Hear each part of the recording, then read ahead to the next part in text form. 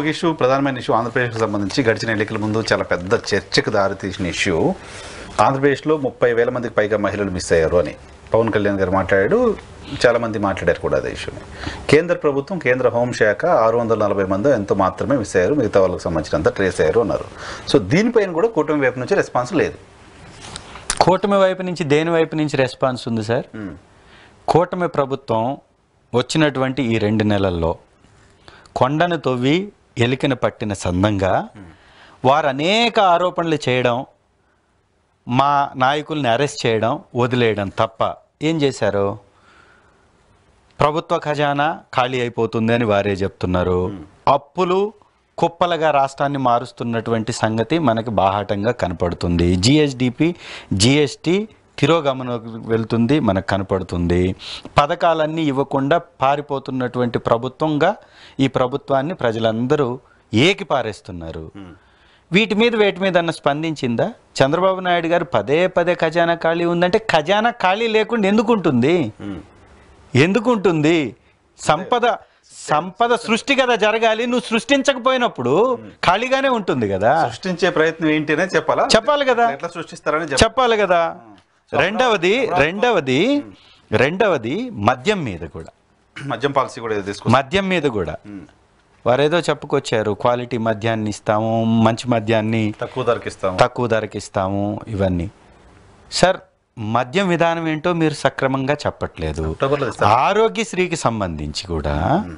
ఆరోగ్యశ్రీకి సంబంధించి పెమ్మసాని గారి వ్యాఖ్యలను ఒకసారి గమనించండి. ఆయుష్మాన్ భారత్ మీద ఆధారపడి మాత్రమే చేస్తామంటున్నారు. అంటే ఏంటి సార్ మీ ఉద్దేశం? ప్రజల యొక్క ఆరోగ్యం మీకు అక్కర్లేదా? 3,257 ప్రొసీజర్స్ తోటి ఆరోగ్యశ్రీ మన రాష్ట్రంలో ముందుకు వెళుతుంది. 25 లక్షల లిమిట్తో. ఆయుష్మాన్ భారత్ కంపేర్ చేస్తే 5 లక్షల లిమిట్తో 1900 ప్రొసీజర్స్, పైగా అది దాదాపు 1300 ప్రొసీజర్స్ తక్కువ. 5 లక్షల రూపాయల లిమిట్తో మాత్రమే 60 లక్షల మందికి మాత్రమే ఆయుష్మాన్ భారత్ వర్తిస్తుంది. ఇది 1,40,00,000 మంది ఎలిజిబిలిటీ ఉంటారు, ప్రజలకు వర్తిస్తుంది. ఇలాంటి పథకాన్ని మీరు దాన్ని ఉనికిలో లేకుండా చేయాలని అనుకుంటున్నారంటే గారు వీళ్ళు మాట్లాడింది ఏంటంటే, సరే మేము ఆరోగ్యశ్రీని ఎత్తేసే ఆలోచన మాకు లేదు, ఆరోగ్యశ్రీ బకాయిలు 1,700 కోట్లు పెట్టి అట్లా వదిలేసి వాళ్ళకి బకాయిలు ఇవ్వకుండా వెళ్ళిపోయింది గత ప్రభుత్వం. సో ఇప్పుడు అవన్నీ మేము బేర్ చేయాల్సి వస్తుంది, హాస్పిటల్కి బిల్స్ ఇవ్వలేదు. రిలీజ్ చేయండి. 2014 నుంచి 19 వరకు మీరు ఎంత బకాయిలు పెట్టి వెళ్ళిపోయారు, మా ప్రభుత్వం వచ్చిన తర్వాత ఎంత చెల్లించింది, మేమెప్పుడు దిగిపోయే కాలానికి ఎంత బకాయిలు ఉంది, ఈ 5 సంవత్సరాల స్పాన్లో ఆరోగ్యశ్రీ కింద మా ప్రభుత్వం చెల్లించిన చెల్లింపులు ఎంత, మీ ప్రభుత్వం గతంలో 2014 నుంచి 19లో చెల్లించిన చెల్లింపులు ఎంత బయట పెట్టమనండి దమ్ముంటే. 1000 ప్రొసీడింగ్స్తో నడిచినటువంటి ఆ రోజు ఆరోగ్యశ్రీకి 3,200 ప్రొసీడింగ్స్తో నడిపినటువంటి మా ప్రభుత్వానికి సంబంధం ఉందా? కంపారిజన్ ఉందా? కేటాయింపుల్లో కూడా అత్యధికమైనటువంటి కేటాయింపులు చేసినటువంటి ప్రభుత్వం మాది. కానీ వైద్యానికి గ్రీన్ ఛానల్లో విపరీతంగా డబ్బులు ఇచ్చేసాం, ఎక్కడ ఆగకుండా చేసామని చెప్తున్నప్పుడు 1,700 కోట్ల రూపాయలు బకాయిలు పెట్టడం అనేది పెద్ద ఇష్యూ కదా.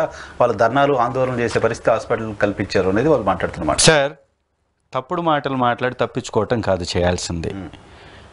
ఎంత ఖర్చు పెట్టింది ప్రభుత్వం చూడాలి, ఎంత ప్రజల ఆరోగ్యం కోసం కేటాయించింది కావాలి. ఉంటే ఖచ్చితంగా వచ్చినటువంటి ప్రభుత్వం పే చేయాలి కదా. గతంలో మీరు 0 చేసి వెళ్ళారా? గతంలో కూడా మీరు పెండింగ్ పెట్టే వెళ్ళారు కదా. మీరు పెండింగ్ పెట్టినటువంటి అనేకమైనటువంటి బకాయిల్ని మా ప్రభుత్వం చెల్లింపులు చేసిందా లేదా? ఇప్పుడు కూడా మీ జేబుల్లో నుంచి పెడతారా? ప్రభుత్వ ఖజానా నుంచి పెట్టాలి, ఆరోగ్యం కోసం కేటాయించాలి. మరి మీరు తెచ్చినటువంటి బకాయిలు ఎందుకు, బాకీలు ఎందుకు? అప్పులు 7.5% తోటి మీరు ఆర్బీఐ నుంచి తీసుకొచ్చినటువంటి 12,000 కోట్ల రూపాయలు ప్రజల ఆరోగ్యానికి వెచ్చించలేరా? దానిలో నుంచి 1,800 కోట్లు ఒకవేళ బకాయి ఉంటే ఇది ప్రభుత్వం యొక్క బాధ్యత కదా. దానిలో మళ్ళీ అప్పు ఉంది అని తప్పించుకుంటే ఎట్లాగండి?